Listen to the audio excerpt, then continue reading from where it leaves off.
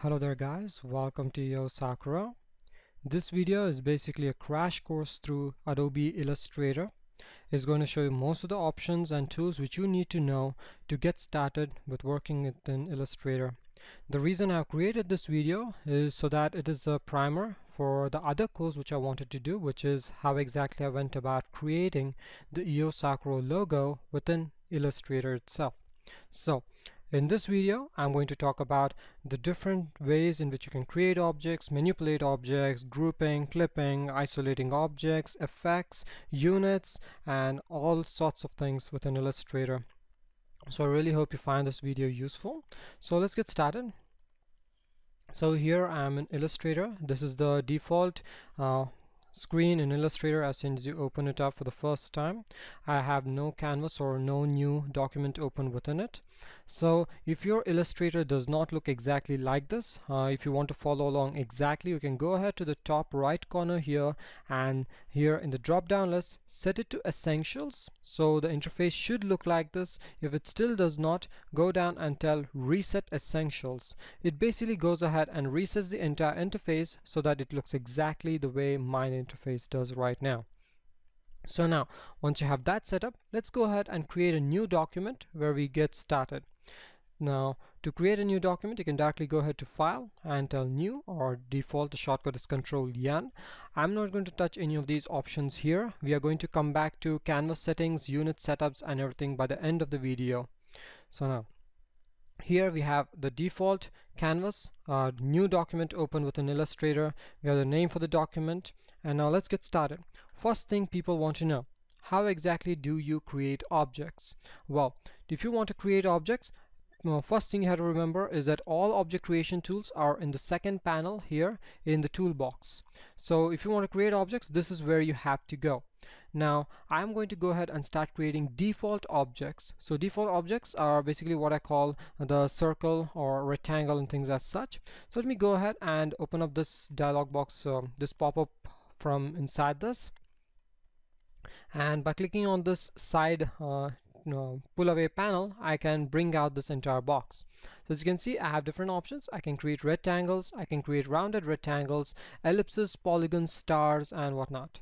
So now I'll go ahead and first show you the different options you have while creating these objects. Now I have the rectangle tool, and if I go ahead and directly click and drag, you can see I create two different corner points. So the first click created the top left corner, and the bottom click, the last click created the bottom right. It could be any way. I can just click and drag it in any direction and it goes in that particular direction. So you can go ahead and create rectangles the same way. But Illustrator has any package, gives you loads of shortcuts and options. So let's see a couple of those. I'm just going to go ahead and undo the creation of this. That's basically Control-Z, undo. I'm going to undo both of the operations, and now when I'm going to click and drag this rectangle, I'm going to press and hold Shift key, and as you can see, when I'm dragging this, the width and height indicator right next to my cursor is showing me the exact same values. I'm not able to change the shape of this rectangle from a square. So basically holding Shift constrains the width and height and gives me a particular perfect square. So this is the help, this is what the Shift key does. If you're instead going to use the Alt key, you can see immediately there's a huge change. Alt key basically goes ahead and tells wherever you clicked the first, where you made the first click, that's where the center of the object is going to be. So let's say I wanted the center of the object to be in the center of the canvas. While I move my mouse, you can see there is a green text which tells center, and there is an X mark in the center. I'll go ahead and click and drag. By default, it creates one corner point in that particular center, but instead holding Alt puts that as the center of my object itself. Now using multiple shortcuts like Shift at the same time, you can see that I can create a complete square starting from that center. So these are the two shortcuts which are quite useful while creating this. Similarly, if I go to the sphere, it follows the same shortcuts. Clicking and dragging follows the bounding objects or the bounding box of the sphere. Holding the Shift key makes sure it's a perfect sphere. Holding the Alt key sends the sphere to the center point, or the first click as a center point. Holding both of them together creates a sphere with the first click as the center point. So these are the basic default options. So let me go ahead and delete these objects. Now similarly, if you are going to create any of the other options, you can go ahead and while creating, press the arrow keys, up and down arrow keys, to change the number of sides. Like on this polygon tool, I'm using the up and down arrows on my keyboard to create different sides. So you can easily go ahead and change these options. You can use shift to constrain the exact size or the angle in this case, and alt to change the exact position. So actually alt does not seem to work with this because it is being created from the center. So that is for the polygon. And similarly for the star, I can go ahead and create that. I can go ahead and use my arrow keys on the keyboard to change the values for that.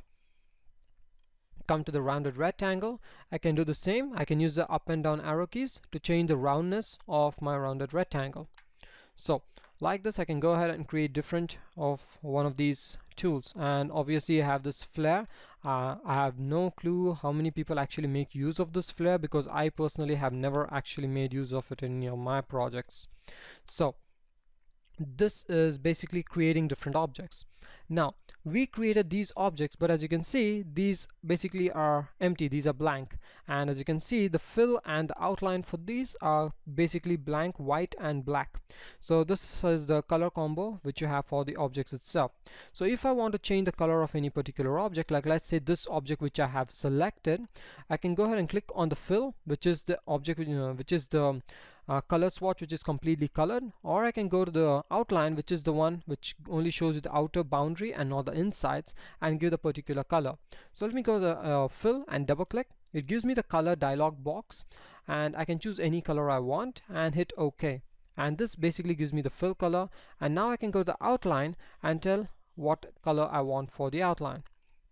Now because the object is so small, or I have zoomed out so much, I can't really see the outline color. So let me give a very contrasting color so that when I zoom in, you can see the actual color itself. So as you can see, the outline and fill colors have been applied to the object. So this is one of the easiest ways to apply outline and fill colors. Apart from that, you can also go ahead and tell you want to shift the outline and fill color, basically swapping the different colors. So now as you can see, the colors are swapped. You can do this any number of times you want, obviously. Apart from this, you can see that there's a small swatch here which is basically the black and white colors which were default. If you have selected an object and click on this, you basically get the default white fill with a black stroke outline.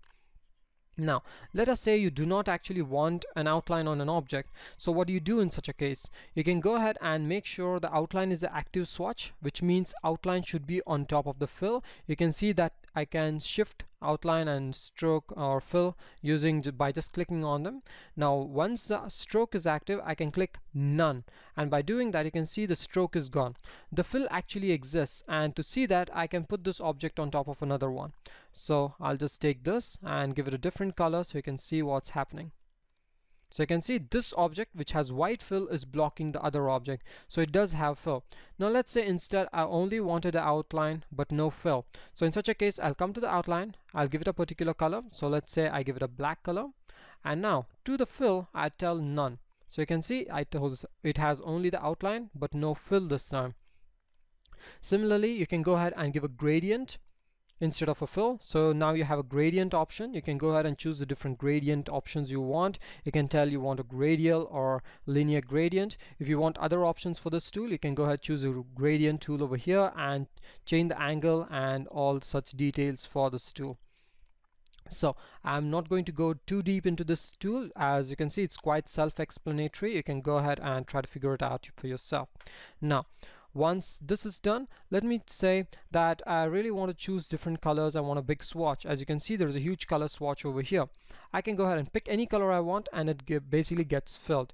I can shift it over to the outline and now fill in any color, and it fills the same color to the outline. As you can see, by changing it here, I can easily change the colors there. Now the way you can shift between these is using a simple shortcut, which is X on the keyboard, and it changes you from fill to outline. So when you're working directly in Illustrator, you don't have to come here and keep switching between the outline or fill options when you're picking colors. So that was creating objects and adding fill and stroke to the object itself. Now if you want to change any of the options, like let's say you want to give particular colors and you want swatches for that, you have all those options here on the top bar. If you want to change the size of the stroke too, you have all such options. You have different things you can just go through here on the top, and you'll see all of them. Now that was basically creating objects. Now let's me just show you one other option, which is basically the opacity. When I'm going to show you how I created the logo, I'll show you how I make use of opacity majority of the times to see exactly how I want to place different objects. So by giving different opacities, you basically make an object transparent. So as you can see, this white object is basically sitting on top of the transparent object, so I'm not able to see this exactly. So I'll show you one method in which I can bring objects back and forth. Basically, I'm changing different layers or ordering of objects, and this layering or ordering can be done in the layer palette, which you can see is over here on the side. I'll just go ahead and toggle all of my panels on the side to be open, so you can see all these options. I just want to show you the layers options for now. Now if I toggle open the layers option, you can see I have path and another path. You can see if one is the blank one and another is the default green and purple. Okay, it's kind of hard to see, so let me just go ahead to the panel options. I'll just tell I want it to be large, so you can see a little bit more about what's happening. Actually, let me go ahead and tell I want it to be really large. Okay, maybe a little bit more. So as you can see, you can make use of all the options which you have within Illustrator to see exactly what's going on. So now this is the layer. Think of layers as different files in which you can put in different sheets of paper. So in this, what it's telling me is that this green and pink paper which I have, or this image which I have, is at the bottom of the white paper, because of which the white paper is obviously covering this one. So instead, what I can do is just select this object and drag and drop it on top of it. So as you can see now, immediately I have this green object which is basically sitting on top of this white object. Let me go ahead and apply a different color on this white object so you can see what's happening. As you can see, this object is transparent and it's covering this object on top. Now as you can see, this transparent object is covering this on top. But if you are familiar with software like Photoshop, you know that this is not the only way of blending two objects together. In Photoshop, you have something called blend modes. You can multiply, screen, and use all such blend modes on objects. If you want to do the same in Illustrator, you can come down to the transparency tab, and here you can change the blend mode to anything you want. So let's say I want to darken it. As you can see, the blend mode is changed, it's darkened. You can multiply it, you can go ahead screen it, or do any one of the options here till you get the result that you are looking for. Now let's say I didn't want the opacity. I can still remove all of the opacity, make it completely opaque, and still have a kind of a way to look through the object to see exactly what's behind it. This is one of the most important features I really like in Illustrator compared to other graphic programs, vector graphic programs, because even though it's using all the blend modes and opacity and all such options, it's quite fast. So try to leverage these features in Illustrator and try to get it to do whatever you want. Now another thing to note, as you can see, if I select this object, the outline is actually here in the center. This is the actual object itself. This is the width and height of the object, whereas my outline actually is going beyond and in the entire object. Let's say you do not want it. You want the outline to be exactly inside or outside the object. All such options can be found under stroke, and here, as you can see, there are a couple of options where you have this arrow marks on the side. By clicking on this, you can expand or collapse the entire tabs. So this is all the options which are available in the stroke panel. Now what I will tell is I can align the stroke either inside or I can align it outside. If I align it outside, I don't really have control over the actual size of the object, because the size does not reflect the actual size of the outline. If I put it inside, it reflects the actual size of the outline itself. Now now that you know that, let me go ahead and tell you a couple of more options that you need to know. As you know, I just changed transparency of the object a while ago, and I showed you exactly how you can make the entire object transparent. In Illustrator, you don't have to make the entire object transparent. You can actually go ahead and make only either the stroke or the fill transparent. The way you can do that is in the Appearance tab. As you can see, you have the fill and the stroke options available here, and each one of them has opacity under it set to default. I can go ahead and tell that the fill opacity, I want the fill opacity to be, let's say, only 10%. So now the fill is completely low. Okay, it's too low, it can't be seen, so let me set it at 60%. So as you can see, the fill is very low and stroke is completely opaque. I can go ahead and set the opacity of the entire object back from screen to normal, so you can see exactly what's going on. You can see the stroke is completely opaque, it is not at all changing, whereas a fill is letting you see through the entire object itself. So similarly, I can do the same thing with the stroke. So you can just do this.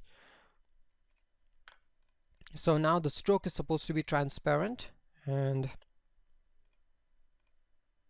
okay, so as you can see, the stroke is now transparent, and I can set the fill to be not transparent. So the stroke is going in and out, and where it's going inside, it's transparent on the fill itself, and it's going over the object too. So when you're doing web graphics or any kind of logo development, you can leverage these features to make sure it looks exactly the same way in any medium. So that was basically the object, how to create different objects using the Shift and Alt shortcuts and filling and outlines on the same object. Okay, so now next let me go ahead and show you how exactly you can manipulate the shape of different objects. Let us say that I wanted to create a simple cutout of two spheres, in which I have this blue sphere which is exactly shown without this section which is being covered by this cyan sphere over here.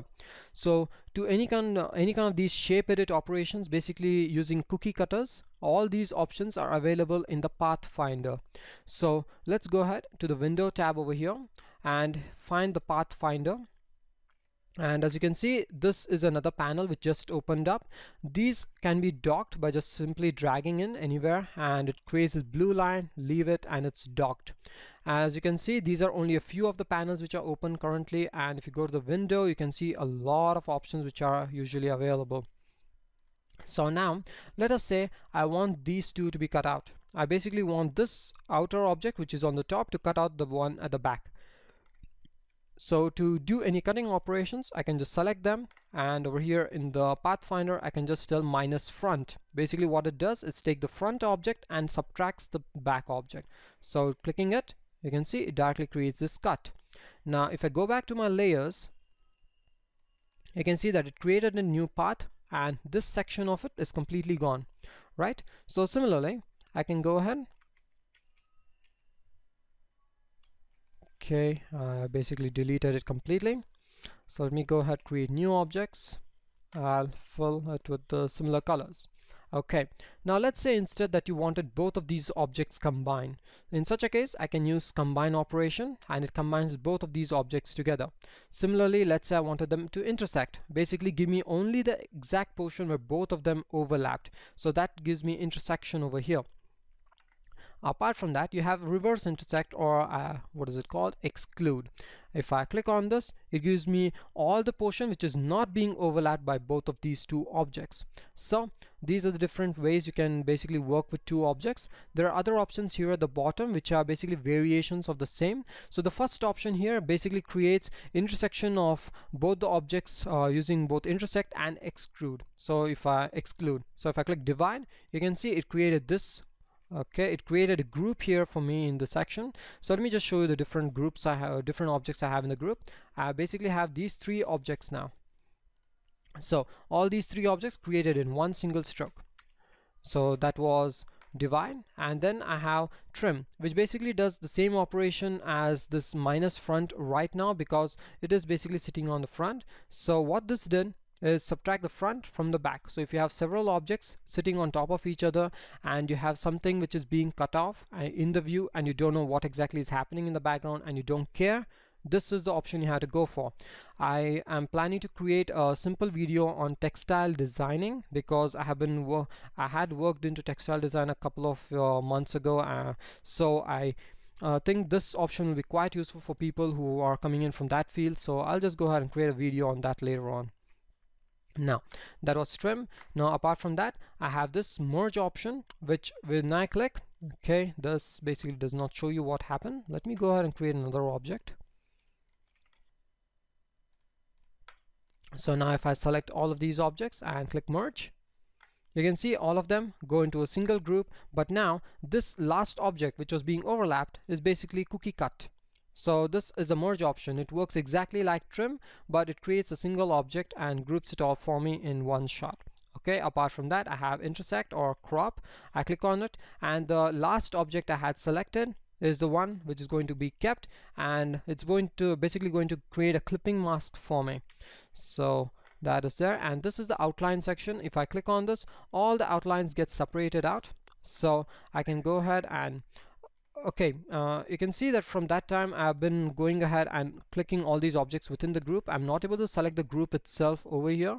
This group can easily be ungrouped by going to Object, Ungroup. Control Shift G is a simple shortcut. If I do ungroup, I can go ahead and select different objects individually, and as you can see, using this outline option basically split out each and every single outline I have in those objects which are intersecting. Quite a useful feature. Now apart from that, I have the last option, which is minus back, which basically goes ahead, does exactly what this minus front does, but in reverse. So whatever is in the back goes and subtracts the front. So if you have two objects which are in reverse order and you want to use this minus front option, but you don't want to reorder them, this is the option you had to go for. So that was a pathfinder, and those were the different options that pathfinder gives you. Let me just show you a couple of options which are related to grouping. Now I have three different objects which I've just created, and I want them all grouped into a single object. Let's say it's a screwdriver, or it's a person's head, or anything that you have designed. I can just use Control G and it groups them all into a single object. Now let's say I wanted to duplicate this object. I can go ahead, use Alt on my keyboard, and as you can see, when I press Alt, the arrow changes. I now have a black arrow and a white arrow. I can go ahead, duplicate this several times, so I have several groups.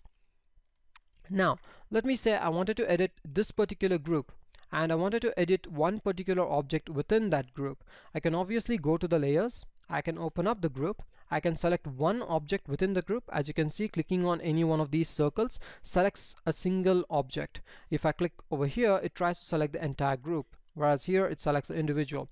I can select it, and let's say I wanted to change the color. I can do that, but it kind of is laborious to go into the layers and try to do all that every single time. So instead, what I can do is select any group and just double click on it. So I've selected it, I'll double click.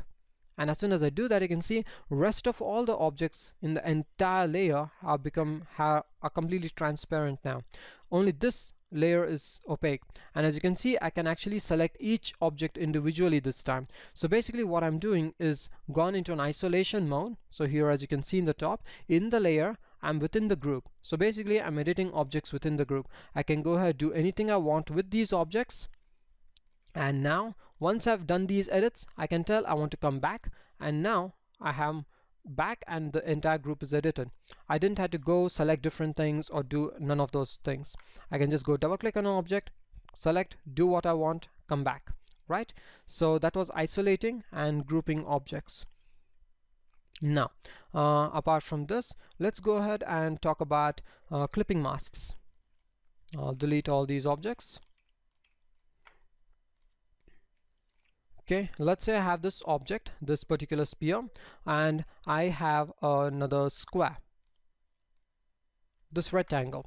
Now what I want to do is I basically want this sphere to be seen only in places where this rectangle exists. I don't want the sphere to be seen anywhere else. Basically I want this rectangle to clip out everything about the sphere. So I can select the sphere and the rectangle, make sure the rectangle is in the front of everything. I can go to Object, and here at the bottom I have clipping mask. I can go just click make, and as soon as I do that, what you can see is this rectangle exists and the sphere is put inside the rectangle and it's being clipped out. And as you can see in the layers, it tells me I have a clip group, and you can see clipping path exists, which is basically my actual rectangle, and my path exists, which is basically my actual path which I had. Now let us say I want to add an additional object into this clipping mask. I can go ahead, create any object I want, and I can directly drag it and put it below the clipping mask, and as you can see, it's being clipped too. So it's easy ways of clipping different objects or attributes just using this option. But exactly how might you be able to use this? Let's say for example you're doing any kind of you have some images in your scene, like you're doing a magazine layout. You want our entire image to be clipped out exactly to the bounds. You can use clipping masks and put the image inside the rectangle or the page layout. So that's the easiest way of using it. Now similarly, let's look at one last very important thing when you're trying to edit objects and the look of objects, and that is adding effects. So if you have an object, you can add different effects to it in Illustrator. Unlike Corel Draw or other packages, the effects which you apply in Illustrator, I really love them for the speed. And even though you have applied a lot of effects on the single object, Illustrator usually does not crash. It does crash, but usually does not. So I really love the effects. So there are a couple of main effects which I want to show. Well, first one is the blur effect, which I'm going to make use of a lot when I'm going to show you other techniques. So the main one I'm going to use is the Gaussian blur. This is the default blur which you usually use in Photoshop. So you can set any value, you can hit preview, and you can see the vector object is actually getting blurred.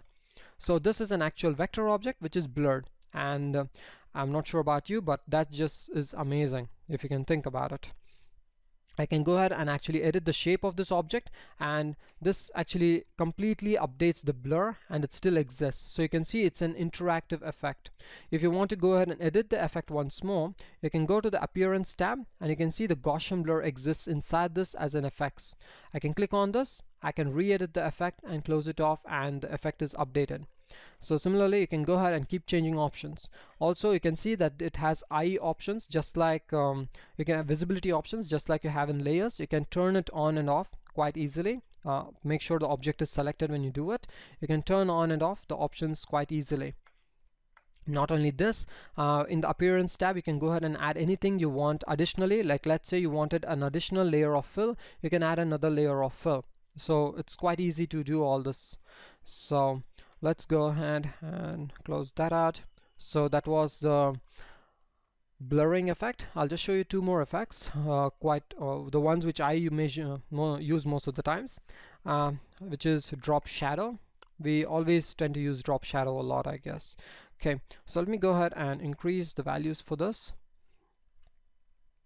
For Illustrator, one thing you can do is in any input box wherever you have, you can use a scroll mouse to go ahead and change the values interactively, or you can use a shift and scroll to change the values tenfolds, so it's easier to see the effects. And because I have a very large scene scale, because it's in pixels, it's a very high number, it's kind of slow. It tends to get slow when you're trying to overload the system. So try to just know exactly what values you need to give. So you can see, as you can see, I just added in this drop shadow effect. I can go ahead and just select the drop shadow and delete if I want. Next, one last effect I want to show is warp. You can see there are several warp effects available here. I'll just go ahead and let's say I want to give the flag effect. I can go hit preview to see exactly the kind of effect I'm going to get. I can set the amount of value I want, and once I like the actual value, I'm done. If I want to go ahead and actually edit the shape once more, I can do that too. I can edit the shape, and as you can see, the flag actually gets updated. So it basically means this rectangle which is skewed up is the one which is actually being waved about. So it's quite a useful effect or feature. So that was the warp flag. So like this, you have several effects. You can go through them, look at whatever you want exactly at that particular time and use them. Apart from this, if you go online and search for Illustrator scripts, there are several scripts that people have created which you can load in from using other script options over here, and you can pretty much get any kind of effects you want basically inside there. Another thing I want to show you right now is actions in Illustrator, where you can go ahead and create a custom set of options so that you don't have to go ahead and keep redoing them. So as you can see, there are loads of actions which are pre-done for you. So these are already present. These are the presets. So if I have an object, I can just put it in, and let's say that I have this option for opacity 60 selected. So what does it do? It goes to transparency and sets opacity to 60. Just double clicking on just clicking on this and telling play basically sets my object to that % opacity. Or I can tell I want it to be opacity 40 with screen. I can hit play, and immediately you can see the opacity of the object is set to 40 and it has a blend mode of screen. So similarly, I can go to any one of these and use the same settings. So let's say, for example, I wanted to reflect it horizontally. So play, it's immediately reflected horizontally. So it's harder to see with this. Let me go ahead and rotate this object. and play. As you can see, it's reflected horizontally, just flipped. So like that, you can go ahead and even record your own settings. So let's say I wanted to record one in which I wanted to remove all the stroke options and all the opacity and all other options in this entire section. So for this, I can go ahead and tell opacity I want it 0, means 100% opacity. I don't want any transparency. I can go to stroke and tell I don't want any stroke, and for the fill I'll tell I want it to be black, right? So I've done that, and I'll just tell stop. So now I have recorded this entire thing. So what exactly does it do? Okay, I basically overrid the reflect horizontal one. I should have created a new action. It does not matter because I'm anyway not going to use it anymore. So let me just see what happens. First, a reflection is set, and then it's going to go ahead, go to transparency, set it to 100% opacity. It's going to set the stroke color. It's going to go to appearance and remove the stroke item. It's going to go set fill color, and in the swatches it's going to go apply a black swatch, right? So all these options are supposed to be applied. So let me go ahead, select star. So this one, I'm just going to set it a different angle. I'm going to apply a particular color. I'm going to go set it to a yellow stroke of, let's say, 20 pixels, and I'm going to give it an opacity of 30. So I've done all these options. Now if I go to reflect horizontal and play this, you can see it reflected, it went up, it did all of my options. Obviously the stroke was not applied. Okay, it basically didn't go there. So you can just go ahead, see exactly what's happening, and try to edit the whole thing. It basically automates a lot of things and helps you out. So that was actions. Now at last I come to one of the most important tools in Illustrator, which is the pen tool. Most of the people are actually scared of using this tool. I'm not exactly sure why, because it basically gives you every single thing you need to have in a particular node. So let me go ahead and show you this. This pen tool basically works by giving you loads of options. So let me just show you a few. You can go ahead and click and create any polygon shape you want directly, and any options you had already set on the object are what is going to be applied on this object when you're creating them. So if you want to set any different options, you can go ahead and set that too. Now what I basically want to do is let's say I want to create a mango. So I want to do a stylized mango design. So I'm going to go ahead, just click and go ahead and start designing this.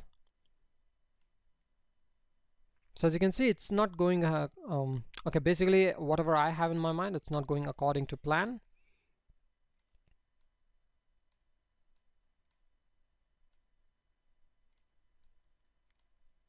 Okay, let's say I have this. As you can see, it's not exactly true to whatever image or whatever I had in my mind.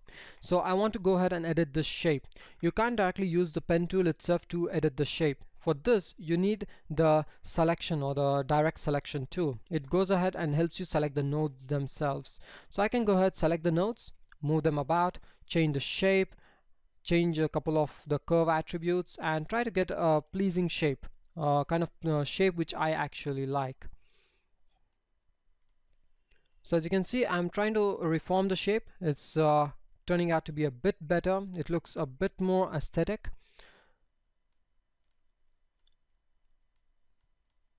Okay, let's say I just want it to be such, and that I'm not going to edit it anymore. So I created this shape. As you can see, it took me a couple of steps. It was not as quick as it was supposed to be. So in such a case, what I can actually do is make use of a couple of shortcuts within Illustrator. So I'm going to show you one of those shortcuts. So if you have two tools selected, like let's say I'm going to click the type tool, and then I'm going to go ahead and click on the pencil tool. If I press Control on my keyboard, you can see I immediately shift over to the previous tool. Okay, let me tell direct selection tool instead, and the star tool. So now when I'm in the star tool, you can see here at the bottom it shows me what exact tool I'm working with. If it's not, you can go click on the arrow, show and tell current tool. By clicking the control arrow, you can see it goes back to direct selection tool. So even though I'm in the particular tool, by just using control, I go back to selection tool. So I'm going to make use of this option. So using the pen tool, I can go ahead and start drawing something. So let me go ahead, I'll just click and drag. By using shift, I can constrain the angles. So I'm just going to constrain it horizontally. and then I can click and drag. And now let's say I didn't like the way it came. I can go ahead to this point and try to re-edit the shape using the pen tool itself, but I can't really move the point using the pen tool. So in such a case, I can use this option of control clicking and moving the point where I want, or if I want, I can even change the shape itself. And now I can go ahead, click and drag the next point, and as you can see, it's not correct again. So I can go change the options, try to get it better.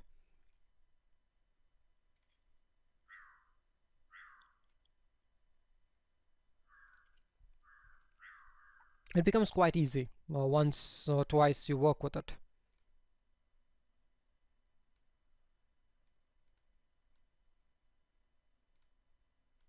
Okay, so after all of this, the only edit I have is supposed to be this.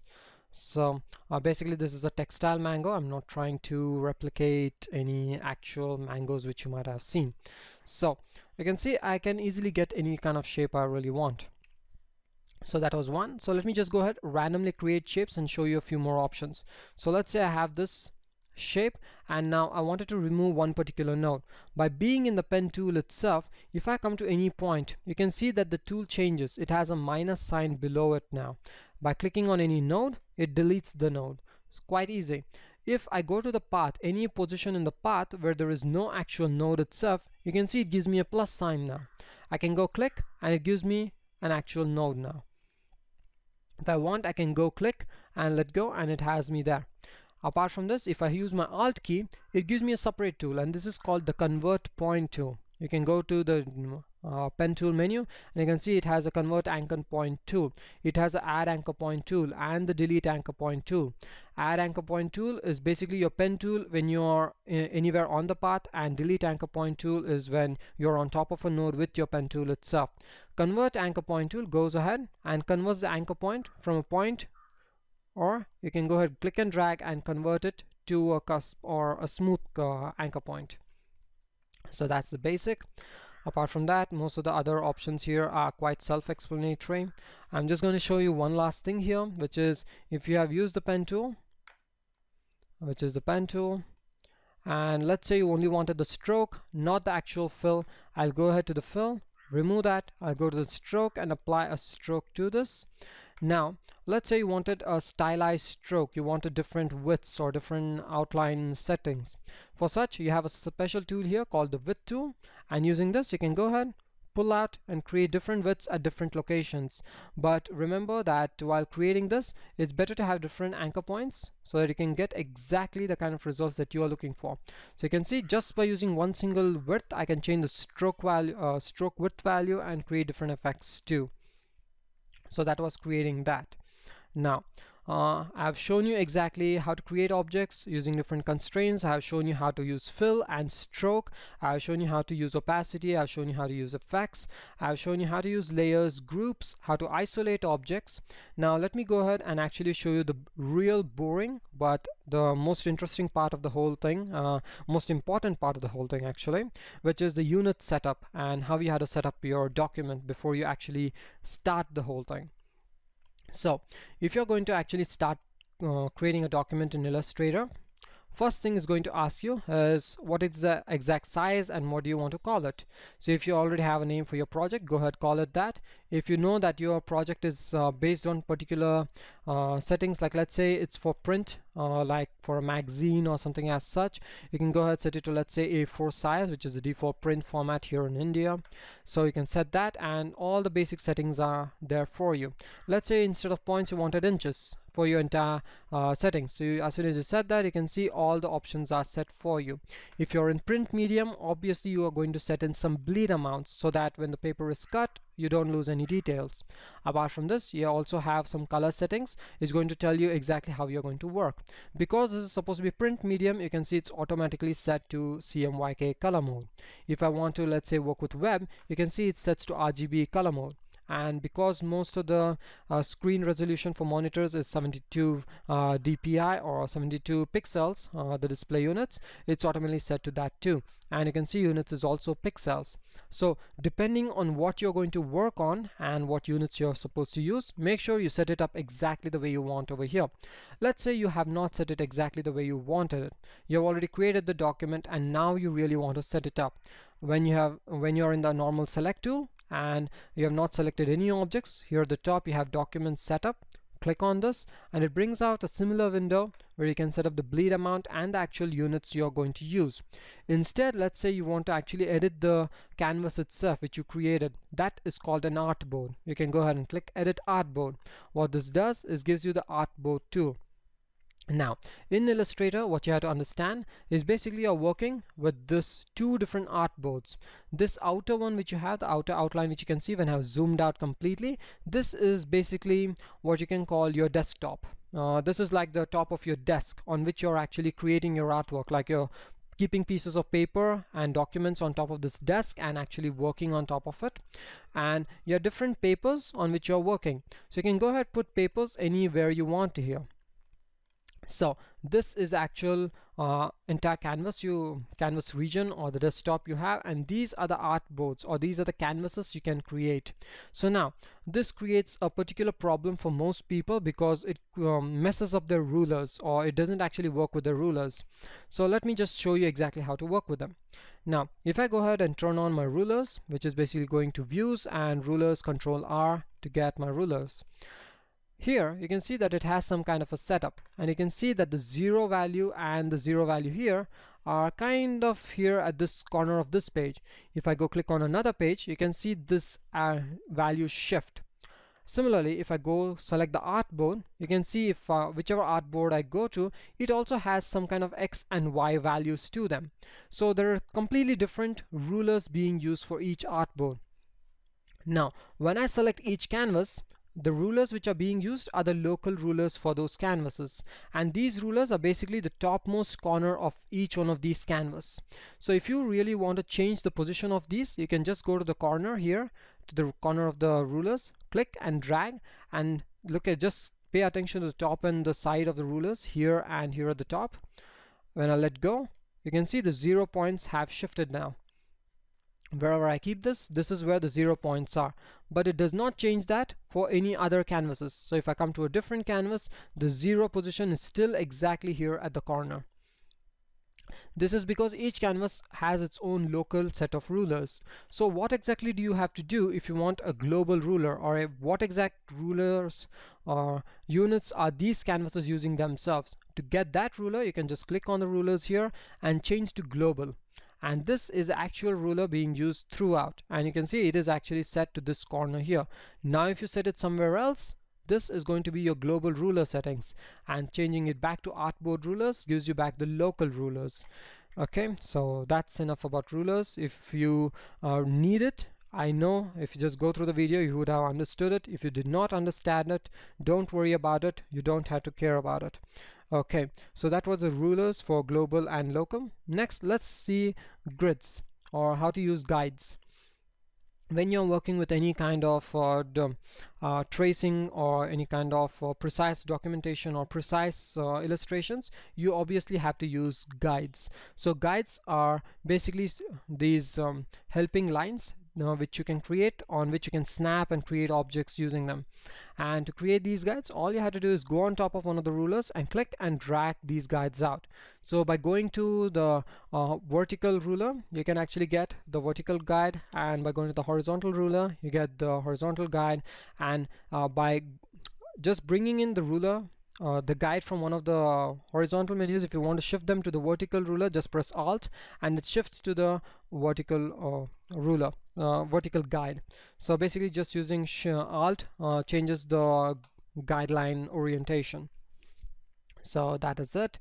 Next, apart from this, you can change the guides, change the grid line setup. So basically when you're working with any kind of, let's say, architectural plans, you don't have to do all kinds of architectural plans only in AutoCAD. You can actually do that in Illustrator too. It has all the options you need. So you can go to view and tell you want to actually show the grid. By clicking on this, you can see it shows you this grid, which is basically going through a particular set of pixels and giving you this value. The reason we use grids is, let's say for example I want to use a pen tool.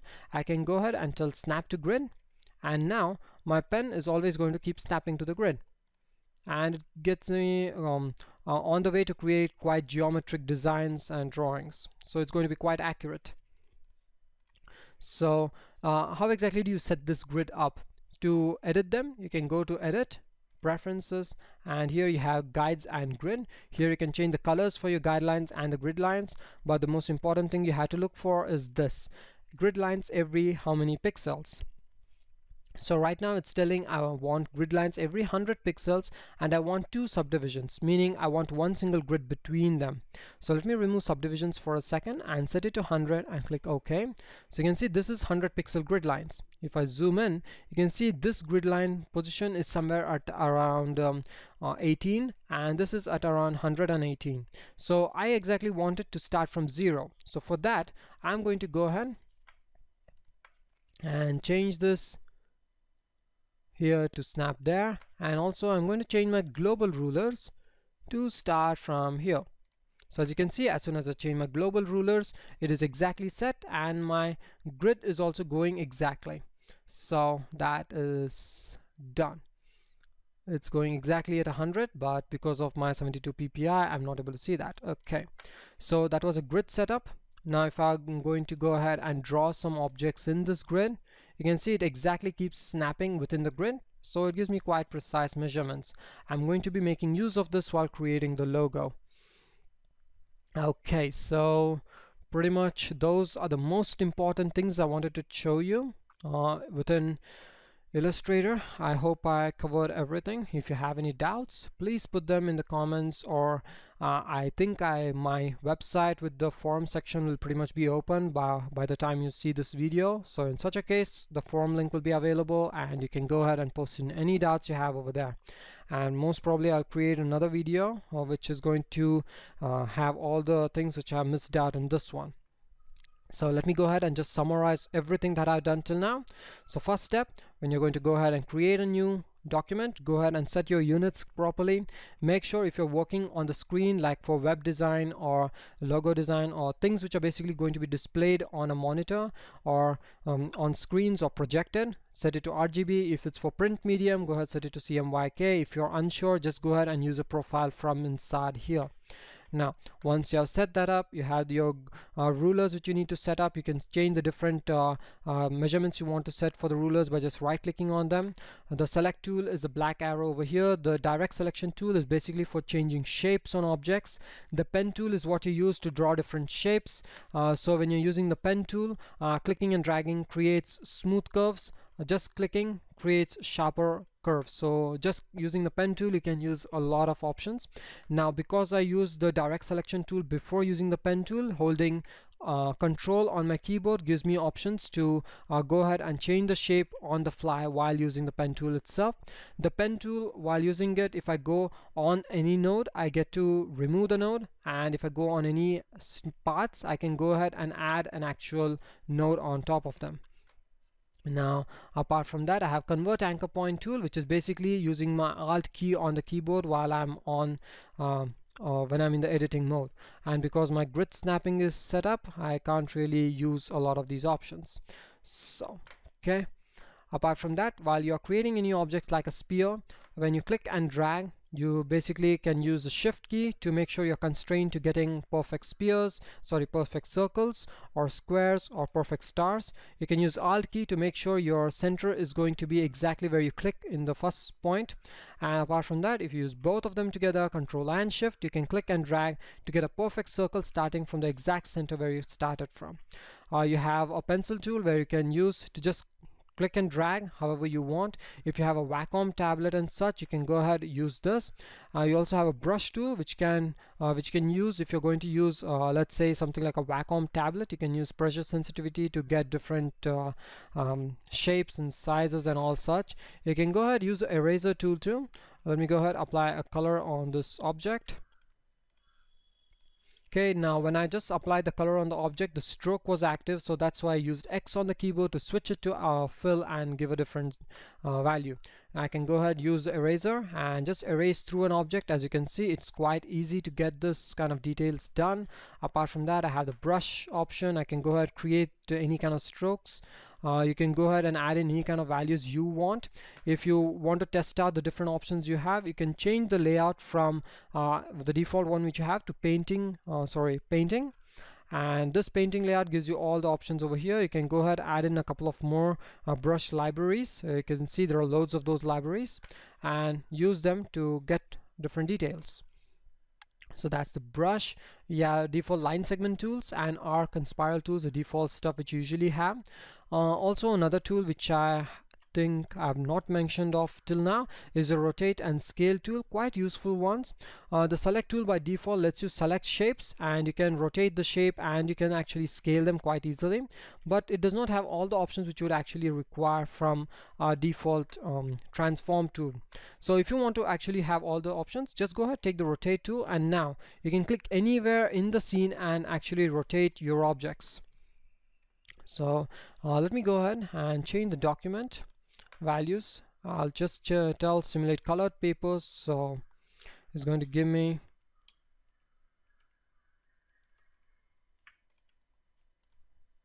okay, it's not giving me the value which I'm looking for. Okay, anyway, I'm just going to put it out, and using the rotate, you can see I can easily rotate this object however I want.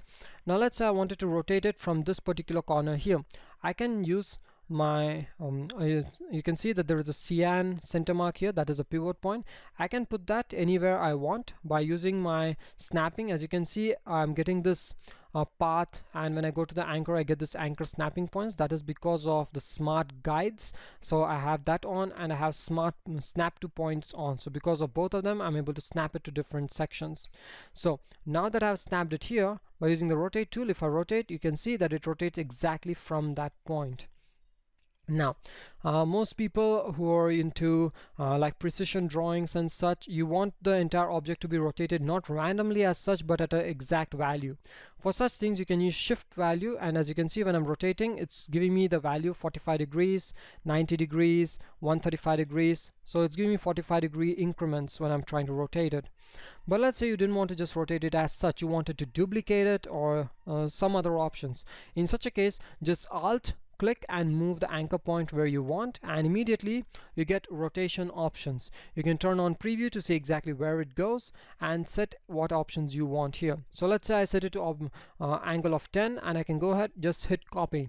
So it just copied this object 10 degrees using that anchor point. Now if I want to repeat the same operations throughout, all I have to do is duplicate the transform. The shortcut for that is Control D, and if you want that, you can just go to transform, and here you can see transform again. Shortcut is Control D. Click on that. Control D gives you all of these objects. Quite a neat looking design, right? So I can go ahead and I'll just go ahead, set the outline to a particular color so I can easily see that, right? I'll just remove the grids so I can see this. Now such designs are quite easy to come by, so you have done that. Apart from this, most of you want precision transforms like I was telling, so in such a case you can go to the window manager and turn on transform box, dialog box, and here you can get a lot of options. So let me just go ahead and open this up completely. By clicking on this, you can see I have some more options here at the bottom. If I select a new object now, I get different transform options. I have the X and Y positions for the object itself. Using this as a pivot point, I can set the reference point to any single position I want on the object. Next, I can tell what is the width and height of the object, precise width and height. Same options are available here at the top, but here now you have different angle controls. You can tell what exact angle you want the object rotated at, and then also you can shear the object. You can tell how much you want the object properly sheared. So such options which are not available here at the top. Apart from this, you can go ahead and tell align to pixel grid. This is quite useful when doing web design. So when I'm doing the Illustrator web design video, I'm going to go ahead and talk about that. Also, if you're going to, let's say this object which I have, if I'm going to scale it down, you can see the stroke is still the same size. The stroke did not scale down or up. So in such a situation, you can tell scale, strokes and effects. You can turn that on over there, and now if I scale it up, you can see the stroke has actually increased in scale. So if you're going to scale objects down or up, this is the option you want to use if you want to maintain the size of your actual strokes. So those are the main options I wanted to show. Okay, yes, so pretty much that does it, I guess. I've covered pretty much all the things I wanted to in this entire video. I was talking a little bit too fast, I know, the reason being that I didn't want the video to extend too long, and I want to cram in as much information as possible within this video so that people can get started using Illustrator quite easily. Now, if you have any kind of doubts, or if you have any kind of confusion, you can just go put them in the comments and I'll try to help you out with those. If you want to know more about any particular tools or techniques, even put those in there and I'll try to help you out. Apart from that, okay, so this was Illustrator Crash Course by Anand on eosacro. I hope you found this video useful, and goodbye.